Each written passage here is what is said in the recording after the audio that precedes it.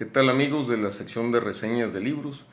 Hoy en día les voy a hablar de 3 libros que me parecen importantes que lean, sobre todo los jóvenes estudiantes de periodismo, comunicación, literatura, ciencias políticas, que es El Vendedor del Silencio, de Enrique Serna, una basada en la obra de La vida de Carlos de Ney, este aguerrido periodista que era pues quien institucionalizó para muchos el chayote sin que el término se oficializara en esa época.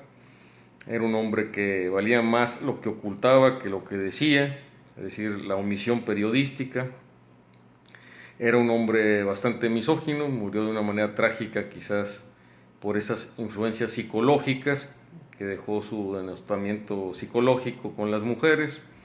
Una novela cargada de diálogos muy interesantes, muy catárquicos,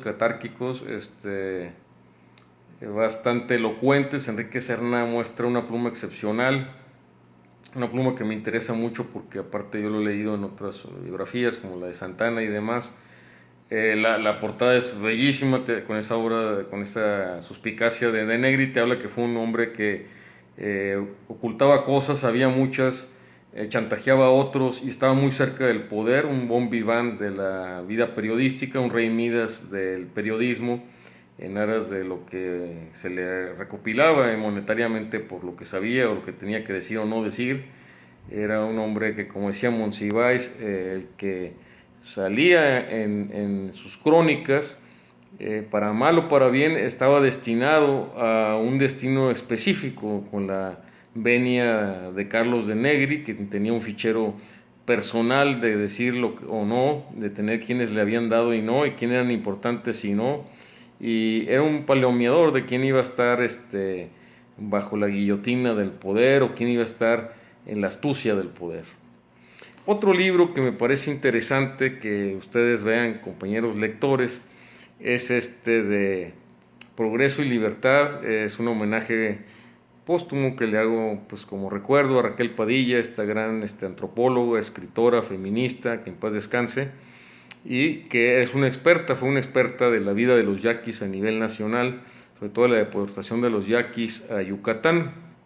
Ella hizo trabajos fabulosos sobre los yaquis, los llevó su conocimiento sobre los yaquis a todo el mundo, y habla de estas deportaciones yaquis que hubo en la época del porfiriato de Sonora, Yucatán, cómo vivían las burguesías enequeneras, cómo los recopilaban a los yaquis, cómo vivían, cómo fue esa cruenta y cruel despido masivo de yaquis a Yucatán.